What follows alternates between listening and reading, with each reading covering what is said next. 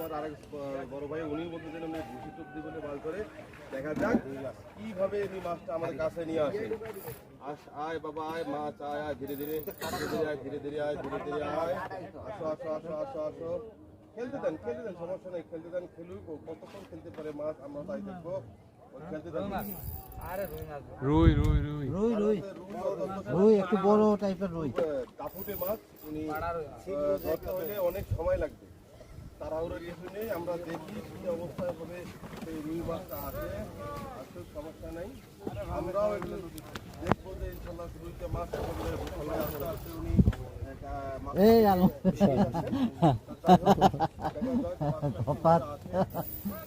সমস্যা নেই। আমরা গেম খেললো মাস্টার রে। শক্তি আছে বেচারা।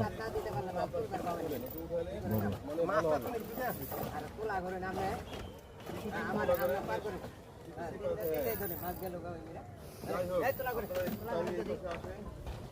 এই পাশে আসেন।